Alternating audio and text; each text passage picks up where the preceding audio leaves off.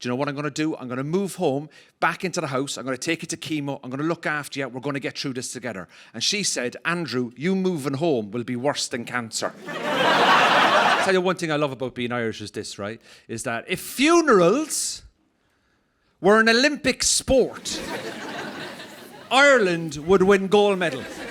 We are the best at funerals. We are the best at funerals. Different countries, different cultures have different ways of doing funerals, right? Over in India, if you die in India, you could be cremated the same day. That's it. Gone. Cremated. Dead. Dead. Like 100% dead.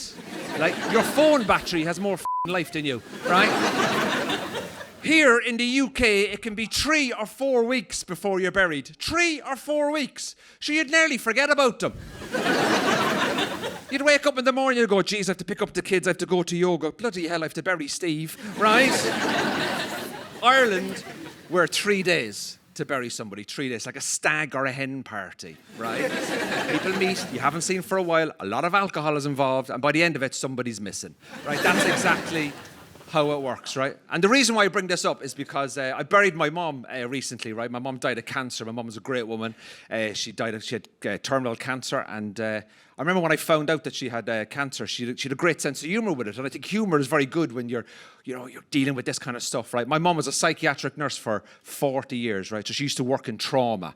And every time, she saw trauma, she'd always use humor to deal with it. And when I was living in London, I found out that she had terminal cancer. So I rang her up and I went, Jesus, man, I can't believe it. Like, do you know what I'm going to do? I'm going to move home, back into the house. I'm going to take you to chemo. I'm going to look after you. We're going to get through this together. And she said, Andrew, you moving home will be worse than cancer. And my dad said, if he's coming home now, there'll be 2 cancers in the house. Like, it's a mad thing to see, right? My mum spent the last 3 months of her life living in a hospice. Hospices are amazing places, right? With great staff and great care. Great living in a hospice as well. And I remember when I found out that she was going to the hospice, I didn't realise what to do or how do you deal with this kind of stuff. And I didn't even know where the hospice was. So do you know what I did? I Googled it, right, to find out where it was. And I swear to God, I Googled it and there was over 100 reviews. Who the thinks it's a good idea to review a hospice? Like restaurants and hotels, I can totally deal with. But a hospice, I saw 1 review. My mate John went in for a week, never came out, 2 stars. I don't understand. What next? 20% off your next stay? I don't think that's going to happen. I do miss my mum though. But the thing about my mum is she was great. She was very liberal and very traditional. And what she would do is she would teach me loads of things about life as well. And sometimes her liberal ideas and her forward-thinking ways and her traditional ways as well, they never synced. They never synced as one idea. Do you know? She was very progressive but very traditional. One of her ideas was this. She believed that gay men in Ireland should be allowed to get married in the Catholic Church. But she thinks one of them has to wear a white dress. And you know what, guys? I agree with her. I think gay men should be allowed to get married in the place where they work.